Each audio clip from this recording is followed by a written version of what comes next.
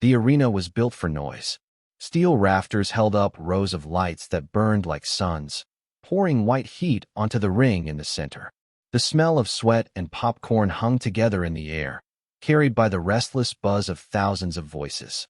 People had come expecting a show, exhibition matches, flashy demonstrations, something they could post later and laugh about. They didn't expect what was about to happen. Steven Seagal leaned into the microphone as if the world had been waiting for his voice. The black GI he wore flared slightly as he gestured, a hand chopping the air in perfect sync with his words. His voice, half growl, half mockery, cut across the hall. Chuck Norris? He's just a movie kicker. Put him in a real ring. He wouldn't last a minute. The line detonated in the crowd. A wave of laughter swept across the arena, but it wasn't whole. Halfway through, it faltered. People laughed, but they also glanced sideways, checking reactions. The sound had a nervous edge, like glass breaking somewhere unseen. Reporters reacted first. A dozen laptops flicked open. Fingers scrambled across keyboards, headlines already forming before the echo of the words had faded. Photographers pressed shutters, lenses hunting for a face in the crowd that might answer the provocation. They knew this wasn't a throwaway line. It was bait. On the Jumbotron, a camera operator found him. Chuck Norris, sitting 3 rows back from the floor, surrounded by friends and family. He wasn't dressed for performance. No GI, no suit, just a simple shirt, sleeves rolled to the elbows. His arms were folded, his posture loose but deliberate. He didn't smile. He didn't shake his head. He didn't move at all. But his eyes, they held steady, fixed not on the cameras, but on Seagal. Cold, sharp, unblinking. The kind of stare that didn't need words to cut. The crowd shifted when they saw him. The laughter shrank. It was replaced by a low, restless murmur. Some people whispered, "Is that him? It's him, right?" Others elbowed their neighbors, pointing toward the screens. A few shouted half-heartedly, trying to keep the joke alive. "Sit down, Chuck." But even those voices didn't sound convinced. Seagal grinned, waving his free hand for more laughter, as if he could will the crowd back onto his side. He strutted the ring like an actor who'd just landed his best line in a film. His confidence radiated outward, a performance of dominance. "Movies are one thing," he said, pacing, his voice rising. "Real fighting, real pain. That's not Hollywood, folks. That's skill. That's discipline. And trust me, your cowboy hero doesn't have it." The words dripped disdain. The arena erupted again, but the sound wasn't laughter this time. It was noise, chaotic, unsettled. Shouts came from the floor seats, raw and emotional. "Don't talk about Chuck. Show some respect." Others clapped along with Seagal, egging him on. The divide was visible in the crowd's faces, some amused, others furious. The camera cut back to Norris. He hadn't moved an inch. He didn't need to. The steadiness of his presence weighed heavier than Seagal's motion. His stillness pulled attention like gravity. For the first time, Seagal hesitated. Only for a breath, but it showed. He waved his hand again, a little harder this time, forcing a smirk, raising his voice. "Come on, don't get soft. We're just having fun. He's a legend on screen, sure, but this?" He slapped his own chest with a palm. "This is real." The journalists smelled blood. A veteran in the press row whispered into his recorder, "It's not a show anymore. It's personal." Camera shutters popped faster, trying to catch the close-ups. Seagal's swagger, Norris's stillness, the crowd caught between. And then it happened. From somewhere in the upper stands, a voice cut through the chaos, sharp and clear. "Answer him, Chuck." The arena reacted like a spark to gasoline. More voices joined, some chanting, some demanding. The energy surged and twisted, no longer entertainment, no longer routine. A chant began low, uncertain at first, then swelling. "Chuck! Chuck! Chuck!" It wasn't the whole arena yet, but it was enough to shift the air. Seagal lifted the mic again, shouting over the noise. "Careful what you wish for," he barked, a forced laugh undercutting his bravado. He turned in a wide arc, arms raised, trying to reclaim the spotlight. "You think your hero can stand here, with me? He's too old for this. He stopped, because the crowd had stopped listening. Every camera had swung away from him. Every eye had drifted from the ring to the third row, to the man who hadn't spoken a word. Chuck Norris sat unmoving, arms still folded. The chant grew louder, swelling, pressing, becoming its own heartbeat. On the big screen, his eyes locked forward, and the silence of his body spoke louder than Seagal's microphone. The atmosphere flipped. The laughter that had greeted Seagal's first insult was gone, replaced by a noise that felt heavier, sharper, unpredictable. The line between spectacle and confrontation blurred. And when the next chant rose, "Give him an answer, Chuck." The cameras caught it. Norris's jaw tightening, just slightly. Enough for the entire arena to feel it in their bones. Where are you watching from? Let me know in the comments below, and don't forget to subscribe to this channel. The change in the air was almost physical. What had begun as laughter, a joke tossed into a crowded room, started to harden into something heavier. The arena no longer sounded like a single body. It fractured, voices overlapping, colliding, pushing against each other. Laughter still lived in pockets, but it carried an edge now, like people weren't sure if it was safe to laugh anymore. In the upper rows, a chant stumbled into life. "Chuck! Chuck!" Too quick, offbeat, it fizzled in the rafters. But a moment later, it reappeared slower, steadier, and spread like a vibration through concrete and steel. More joined, hesitant at first, then louder, as if everyone wanted to be the first to prove they believed he'd answer. The chant became rhythm. The arena started to feel less like an audience and more like a jury, restless in its seats. Steven Seagal sensed the tide shifting and doubled down. He prowled the ring ropes with the swagger of a man used to center stage. His black GI clung to him under the lights as he leaned on the mic. "You think this is Hollywood?" he barked, pacing the canvas. He let his hand snap through a crisp wristlock motion, half demonstration, half taunt. "This," he tapped the canvas with his knuckles, the sound echoing through the hall, "is reality. And reality doesn't care about cowboy kicks and movie tricks." A pocket of fans cheered hard, clapping like they were watching a performance. But the rest of the room murmured louder. Shouts came from the floor, raw, sharp. "Show respect. He's here tonight, you know." And louder still. "Then prove it." Each voice pulled more into the storm. On the Jumbotron, the director split the feed.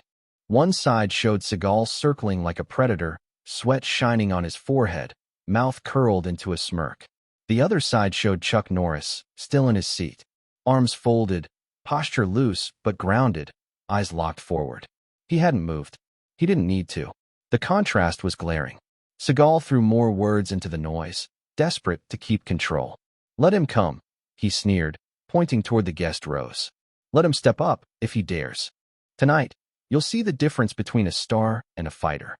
His words were sharp, but the laugh he added afterward didn't land. It scraped. The crowd heard the strain in it. Reporters at press row felt the tension like static. An older journalist leaned toward his colleague and muttered, "This is slipping." Another, younger, couldn't contain himself. "What if Chuck really gets in?" He said it too loud, and the thought rippled outward, amplified by whispers, by people repeating it to their neighbors. Within seconds, "What if he gets in?" turned into its own chorus.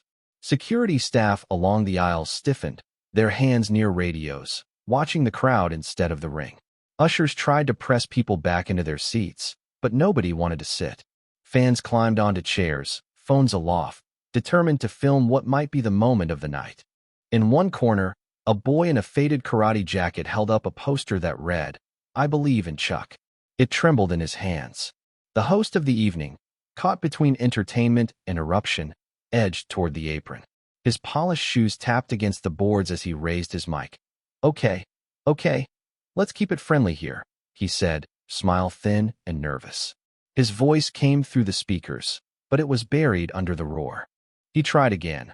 "We love energy," but the rest was lost in the collision of chants and shouts. "Chuck! Chuck! Chuck!" thundered one half of the arena. "Show us skill," tried the other, smaller but insistent. The sound clashed, rose, then merged into a fever pitch that drowned the announcer entirely. Seagal pushed harder. "Don't beg for what you can't handle," he shouted, stalking to the center and stamping his heel. He jabbed his finger toward the third row. "Let's see if the man even has the guts to stand up." The camera feed zoomed in on Norris. His jaw flexed, barely. No words, no grand gesture, just the faint tightening of a muscle. But in the charged silence of that close-up, it was enough. The arena erupted again, the chant swelling into a single, unified roar. Chuck! Chuck! Chuck! Seagal's smirk faltered. He spun to the nearest camera and forced another laugh, louder than before, too loud. Careful what you ask for. He barked, but his voice cracked under the weight of the chant. The crowd wasn't with him anymore. It was pulling toward the man who hadn't said a word. The host glanced at the control booth, one hand to his earpiece. He was pale, sweating, but when he lifted his mic again, his tone had shifted. "All right," he said, stretching the word to quiet the storm. All right. Maybe we give the people what they want." He let the pause hang, milking the tension. A little demonstration. Right here. Right now. The words detonated. Silence dropped like a curtain, immediate, absolute. It wasn't peace, it was anticipation. Thousands of bodies held still, eyes trained on one seat in the third row. On the big screen, the split view lingered. On the left, Seagal, arms wide, grinning like a man daring the storm to break. On the right, Norris, unmoving, eyes steady, silence sharper than steel. And then, just barely, the camera caught it, the smallest shift in Norris's posture. The unfurling of his arms. The arena gasped as one. The hush was heavier than noise. It pressed down from the rafters, thick as humidity before a storm. For long minutes the man in the third row had been stone, arms folded, gaze fixed. And then, almost too subtle to register, his arms lowered. The motion, small as it was, rippled like a signal. Heads turned, bodies tilted. Phones shot upward, glowing red lights blinking into record mode. Chuck Norris rose from his seat. He didn't explode to his feet or grandstand for the cameras. He placed one hand on the chair in front of him and stood the way someone does in his own kitchen, measured, simple, almost casual. The scrape of metal legs on concrete was sharp enough to cut the silence. He adjusted nothing, not his sleeves, not his collar. He simply began to walk down the aisle. The crowd responded like water finding a breach. People slid knees aside, programs pressed flat to their chests. A woman whispered, "Excuse me," without realizing she was the one in his path. A boy clutching a handmade sign that read "I believe in Chuck" lifted it high, then lowered it to his lap, suddenly too awestruck to hold it up. The camera scrambled. A handheld nearly fell in the rush to capture him, catching only his back at first before the jumbotron steadied the shot. Up close, every detail broadcast. The silver at his temples, the fine line etched across his cheek, the way his eyes stayed locked forward without flicking to the lens. He didn't seek approval. He didn't seek attention. He was moving toward something inevitable. Security noticed instantly. They didn't block him. They walked parallel, a step behind, radios murmuring static. Ushers froze mid-gesture, unsure if they should guide or stay invisible. The referee from the earlier bouts edged onto the apron, arms folded, knowing his authority was useless if things unfolded the way the crowd hoped. The sound began to change again. The chant grew, steadier this time, shaking the rafters. "Chuck! Chuck! Chuck!" The walls seemed to pulse with it. Even those who hadn't joined earlier found their throats vibrating with the rhythm, compelled by the current dragging the whole building toward the ring. Inside, Steven Seagal tried to keep the center. He planted his feet wide at mid-ring, microphone gripped like a weapon, his smirk rehearsed for cameras. He spun in a slow half-circle, soaking in the attention he could still claim. "Careful, cowboy," he called, voice amplified and hollow. "You stand up, you better stay up." He added a laugh, but it cracked halfway and rang false. Norris reached the apron. He placed one hand on the edge pad, testing the vinyl, feeling the give beneath his palm. The cameras zoomed on his fingers, calloused knuckles, pale scars, skin that had seen decades of fights. A cutman at ringside found himself staring, towel forgotten in his hand. The host of the event moved forward, smiling too brightly, his mic trembling slightly. "Just a demonstration," he said to the floor cameras, voice pitched high with strain. "Friendly, nothing serious." The words fell flat. The crowd roared over him, refusing to let the tension dissolve into theater. Norris ducked between the ropes. He didn't need assistance, but when a gloved official offered a hand, he nodded once, accepting without submission. He stepped onto the canvas, the boards creaking under his weight. The arena erupted, thousands standing at once. Phones lit the dark tiers like constellations. Now the ring held only 2 men. The rest of the world blurred into a fog of noise and flashing light. Seagal in his crisp black GI, belt tied sharp, stance wide, posture radiating a fragile confidence. Norris in a plain shirt, sleeves rolled, jeans hanging loose, his feet flat and steady on the mat. He carried no performance in his stance, only quiet intent. Seagal raised the mic again, pacing sideways. "You sure about this?" he asked, trying for lightness. He twirled his wrist in a practiced flourish, sleeve whispering. "This isn't film. No retakes here." Norris tilted his head, a single nod that acknowledged the words existed. Then his voice came, calm but carried by the PA to every corner. "You said I was just for movies. Let's see if you've got the courage to look me in the eyes here." The sentence landed like a gavel. The crowd didn't roar, it inhaled. The silence was suffocating, dense, more terrifying than noise. Then the chant rose again, not quick this time, but deep, deliberate. "Chuck." One syllable at a time, slower than a heartbeat, louder than drums. Seagal forced a smirk, tossing the mic toward the timekeeper with a showman's flick. It clattered against plexiglass and fell to the floor, unclaimed. He raised both hands, palms open, spreading his stance as if to say he welcomed the storm. But the close-up betrayed him. His eyes were restless, scanning, betraying nerves the smirk couldn't mask. At ringside, the referee stepped forward on instinct, then stopped dead when Norris's eyes flicked to him. It was a look that needed no words. "Not your place." The ref stepped back, palms raised in surrender. The crowd leaned in as though the whole building tilted forward. Breath condensed into a single low hum. The lights buzzed. The canvas sighed under shifting weight. Seagal rolled his shoulders, exhaling loudly, preparing to move.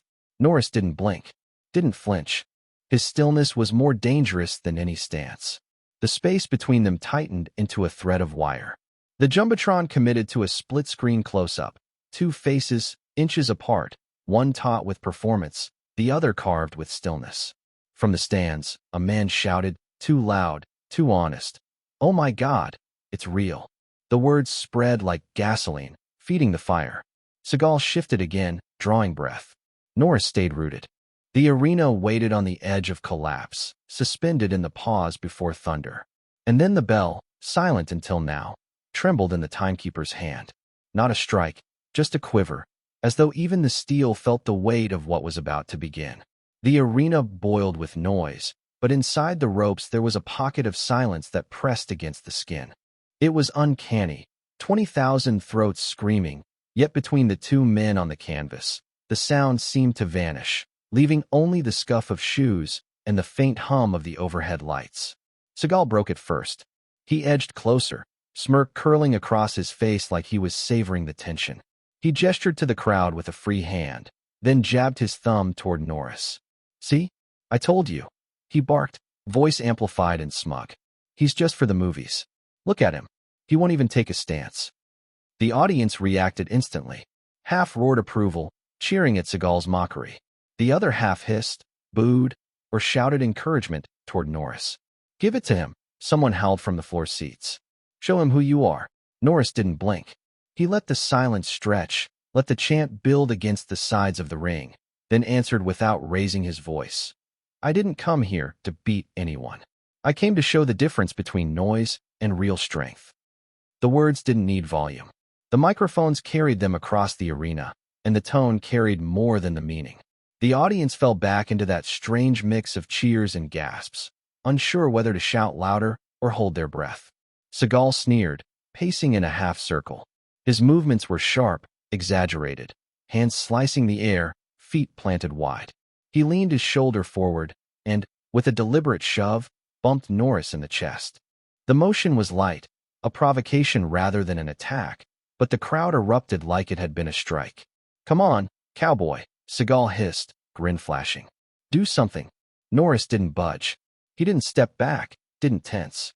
He stood as if the shove had passed through a wall instead of hitting a man. His calm was heavier than resistance. It was a refusal to be drawn into Seagal's rhythm.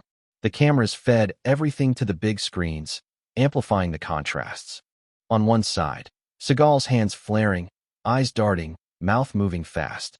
On the other, Norris, stone still, watching without judgment, but with a gravity that made every twitch of his opponent look frantic. The audience was the third fighter in the ring. They screamed, pleaded, roared at both men. Hit him. Stay cool, Chuck. End it now. The voices tangled into chaos, each side fueling the fire, until the room felt ready to split in two. Then Seagal snapped. Without warning, he lunged forward, cutting the last inches of space between them with a sudden jerk of his arm. It wasn't polished, wasn't for show. It was abrupt, almost violent, like something slipped past his practiced performance. The crowd exploded, the sound jagged and raw. Phones jerked in hands. Cameras scrambled to catch it. Reporters leapt to their feet. No one knew yet if it was staged or real, but everyone knew the night had shifted. The tension had broken. The quiet inside the ropes shattered, replaced by the first pulse of genuine collision. The audience was no longer watching a demonstration. They were watching two men on the edge of something that couldn't be taken back. And as Seagal's sudden movement cut the distance, all anyone could think was the same question. Would Norris move at last? Or would he let the storm crash against him again? The line had been crossed, and everyone in the building knew it. The laughter that had cushioned Seagal's first insults evaporated. What replaced it was jagged, unpredictable gasps, shouts, whistles that cracked through the rafters. The air itself seemed heavier, charged with something more dangerous than humor. Phones stayed up, but the hands holding them trembled. Nobody wanted to miss what might turn into history, but everyone also felt that strange dread when play turns to something else. Seagal leaned into it, pretending the shift was part of his script. His voice boomed across the speakers. All right, you want to see technique? His sleeves snapped as he clapped his hands together, then lunged forward. His movements were fast, theatrical, exactly what he'd always used on set or in demonstrations. He grabbed for Norris's wrist, thumb digging, the other hand sliding into position for the elbow crank he had perfected in front of cameras. For a split second, the arena froze, waiting to see what would happen. The crowd's roar thinned into a taut line, stretched until it might snap. Norris let the hold take shape, his arm yielding as if it belonged to Seagal. The tension built, then collapsed. With a subtle turn of his shoulder, he rotated his forearm, slipped the joint out of alignment, and walked the pressure into nothing. The grip dissolved. Seagal's hands held air. It was so clean, so understated, that at first the audience didn't understand what had happened. But then the replay on the Jumbotron magnified it. Seagal straining, Norris twisting, the hold vanishing like smoke. The reaction hit like a thunderclap. Thousands shouted at once. Oh, did you see that? Their disbelief drowning out even the microphones. Seagal forced a laugh, too loud, too brittle. See? He's playing to the crowd, he said, voice cracking, trying to cover his stumble with bravado. But the cameras caught the truth.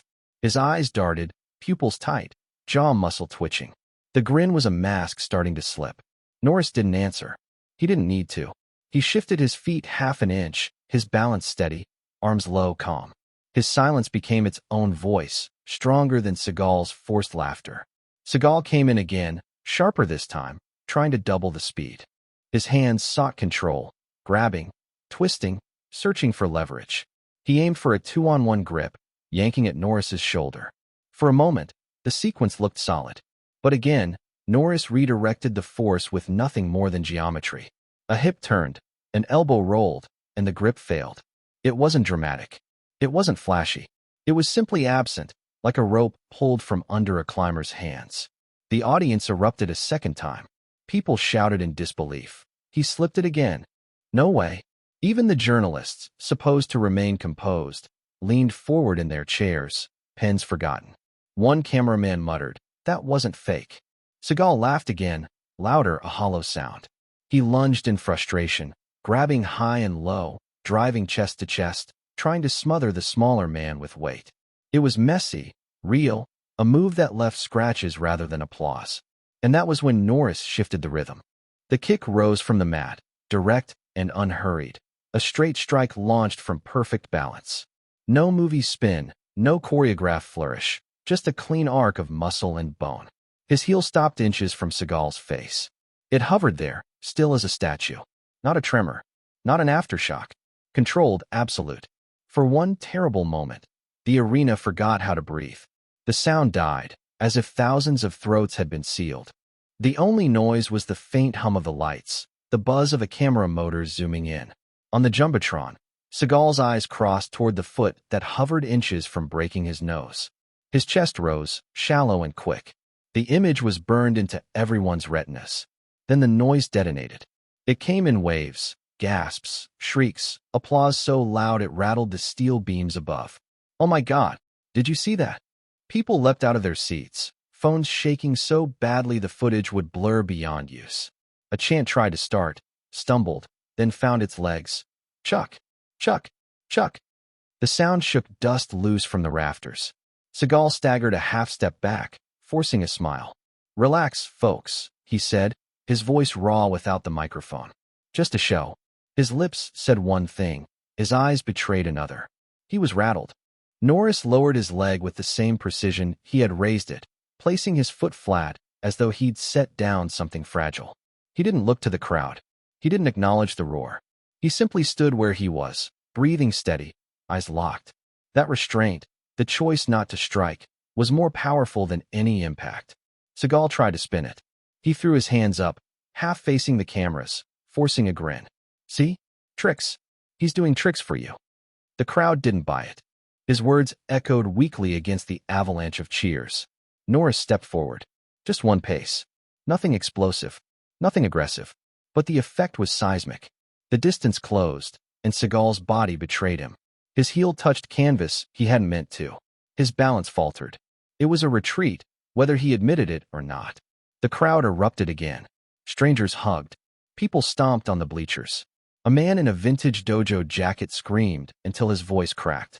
Even those who had cheered Seagal earlier were swept into the tide. Seagal fought for posture. He lifted his chin, squared his shoulders, tried to rebuild the illusion of control. But the cameras were merciless. They showed the sweat shining on his temple, the shallow rise of his chest. They showed a man backing against ropes while another advanced without raising his hands. Norris took another small step, slow and deliberate. Not a lunge, not a strike, just presence. It was enough. The crowd saw it. Who owned the ring, and who was struggling to survive inside it. The noise had shape now. It wasn't chaos. It was verdict. The chant unified, heavy and relentless. "Chuck, Chuck, Chuck." Seagal chopped the air with his hands, feinting high, twitching low, trying to bait a reaction. Norris gave him nothing. His stillness was the most terrifying weapon of the night. And the audience knew. This was no longer a show. The fight had become real. And for the first time, they could see exactly who controlled it. The noise inside the arena was almost unbearable. The chant had grown into something primal. "Chuck, Chuck, Chuck." A sound that shook the rafters and pressed into every ribcage. But within the ring, everything narrowed to two men. One breathing steady, eyes calm. The other cornered, sweat on his brow, pride clinging like armor that was already cracked. Seagal forced a grin. "You want to finish? I'll give you one," he barked, voice ragged, more plea than command. He lunged forward, throwing his weight like a desperate bet, arms flaring with the violence of a man who couldn't afford to lose in silence. Norris didn't move until the last possible second. Then, with a turn of the hip, a shift of the wrist, he unraveled the attack. The strike was caught, redirected, inverted. 3 motions, precise, mercilessly simple. Seagal's own momentum betrayed him, and he collapsed onto the canvas, the thud louder than the mic could capture. For a second, the crowd held its breath. No cheers, no chants, just a stunned intake of air as thousands realized what they had seen. Not a knockout, not a trick, total control. The replay on the giant screen made it worse. Seagal charging, Norris redirecting, Seagal falling. It looked clinical, inevitable. Then came the roar. It erupted like thunder rolling through steel. People screamed, clapped, cried, phones shaking as they tried to capture what words couldn't. Strangers hugged, some laughed through tears. It was chaos, but also release. The crowd knew they had witnessed more than a contest. Norris stood motionless. He didn't raise his arms, didn't celebrate. He gave Seagal space, as if saying, "You can get up if you want. The fight is already over." That choice, to step back instead of press forward, was the loudest declaration of the night. Seagal struggled to one knee, hands gripping the ropes. His face was red, his chest heaving. He searched Norris's expression, expecting mockery. There was none, only a calm stare that reflected back the truth. Noise can fill a room, but it can't replace substance. The crowd fell quiet again, drawn to the gravity between them. Norris stepped closer, his voice steady but soft, caught perfectly by the microphones. Real strength isn't proven by force. It's proven by restraint. The words struck harder than any punch. The silence after was heavy, almost sacred. Seagal froze, eyes wide, his jaw clenched. For the first time all night, he looked smaller than the man standing before him. Applause broke the spell. This time it wasn't wild. It was unanimous, rolling through the arena like a single breath released. The people weren't cheering a victory. They were cheering clarity, the unshakable truth of what they had just seen. Norris turned toward the ropes. He moved slowly, deliberately, no triumph in his step, just finality. Before leaving, he paused, glancing once over his shoulder at the sea of faces. His expression didn't shift, but the silence that fell was instant, electric. He spoke again, even quieter, yet carried through every speaker. Noise fades. Respect lasts.